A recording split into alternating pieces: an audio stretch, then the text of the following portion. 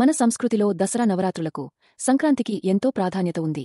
ఈ పండుగలలో ముఖ్యంగా కనిపించే ఒక అందమైన సంప్రదాయం బొమ్మల కొలువు. ఇది దేవతలకు, సృష్టికి ఇచ్చే గౌరవం. తరతరాలుగా వస్తున్న ఈ ఆచారం ఒక పండుగ, ఒక కథల పుస్తకం, ఒక కళా ప్రదర్శన. ఒక్కో ప్రాంతంలో దీనిని ఒక్కో పేరుతో పిలుస్తారు. ఆచారాలు కొద్దిగా మారుతాయి. ఆంధ్రప్రదేశ్, తెలంగాణ ఇక్కడ దీనిని బొమ్మల కొలువు అని పిలుస్తాం. ముఖ్యంగా నవరాత్రికి, కొన్ని ఇళ్లలో సంక్రాంతికి కూడా పెడతారు. తమిళనాడు ఇక్కడ గొలు లేదా బొమ్మై కొలు అంటారు. ఇది నవరాత్రిలో అత్యంత ప్రధానమైన వేడుక. కర్ణాటక ఇక్కడ దీనిని గొంబే హబ్బ అంటే బొమ్మల పండుగ అని పిలుస్తారు. పేర్లు వేరైనా దేవీ ఆరాధన, సాంఘిక ఐకమత్యం మరియు సంస్కృతిని అందించాలనే ఉద్దేశ్యం మాత్రం ఒకటే. నవరాత్రి కొలువు ఇది 9 రోజులపాటు జరుగుతుంది. దేవి నవరాత్రులలో ప్రతిరోజూ అమ్మవారి ఒక్కో రూపాన్ని పూజించడం ప్రధానం. అమ్మవారు మహిషాసురుణ్ణి సంహరించేందుకు శక్తిని కూడగట్టుకునే 9 రాత్రులను ఈ కొలువు సూచిస్తుంది. అమ్మవారికి సమస్త సృష్టి తన శక్తిని ధారపోసి విజయం కోసం ఎదురుచూస్తోందని చెప్పే సంకేతం. సంక్రాంతి కొలువు కొన్ని కుటుంబాలు 3 రోజులు సంక్రాంతికి కూడా కొలువు పెడతారు.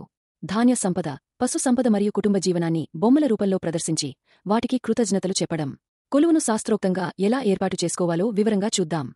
చెక్కతో లేదా అట్టపెట్టెలతో బేసి సంఖ్యలో 5, 7 లేదా 9 మెట్లను ఏర్పాటు చేయాలి. దీనిని చీరలు లేదా అందమైన వస్త్రాలతో కప్పి అలంకరించాలి. కలశ స్థాపన మెట్ల పక్కన పీకంపై కలశాన్ని లేదా ఘటాన్ని అమ్మవారిని ఆవాహన చేస్తూ ప్రతిష్ఠించాలి. పై మెట్టు ఈ మెట్టుపై లక్ష్మీ, సరస్వతి, దుర్గ అమ్మవార్లతో పాటు ప్రధాన దేవుళ్ల విగ్రహాలను ఉంచాలి.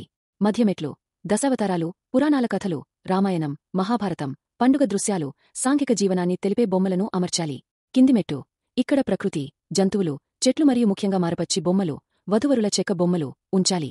ఇది సృష్టిలోని పరిణామ క్రమాన్ని సూచిస్తుంది. దీపాలు, లైటింగ్, పూలదండలు, మామిడి తోరణాలు మరియు ముగ్గులు వేయడం.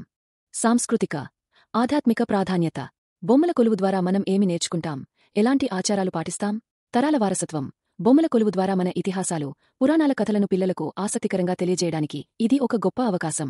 కొత్త బొమ్మలను కొనుగోలు చేయడం లేదా పాత తరాల బొమ్మలను సంరక్షించుకోవడం ఒక అనుబంధాన్ని పెంచుతుంది. కొలువు పెట్టినప్పుడు ఇంటికి ఇరుగుపొరుగు వారిని గౌరవించడం జరుగుతుంది. వచ్చిన మహిళలకు తాంబూలం ఇవ్వడం, భోజనం పెట్టి ఆశీర్వాదం తీసుకోవడం శుభప్రదంగా భావిస్తారు. ప్రతి సంవత్సరం కొత్త థీమ్తో కొలువును అలంకరించడం అనేది ఇంట్లో ఉన్న మహిళలు, పిల్లలందరూ కలిసి చేసే ఒక సృజనాత్మక ప్రక్రియ. కొలువు ఉన్నన్ని రోజులు సూదిలో దారం పెట్టకుండా ఉండటం, అమ్మవారు తపస్సులో ఉన్నందున లలితా సహస్రనామం వంటి పూజలు ప్రతిరోజు చేయడం వంటివి పాటిస్తారు.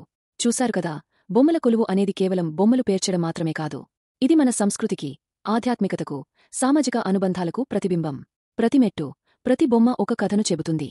ఈ నవరాత్రులు మీరందరూ బొమ్మల కొలువును ఏర్పాటు చేసుకుని మీ కుటుంబంలో ఆనందాన్ని నింపుతారని ఆశిస్తున్నాను.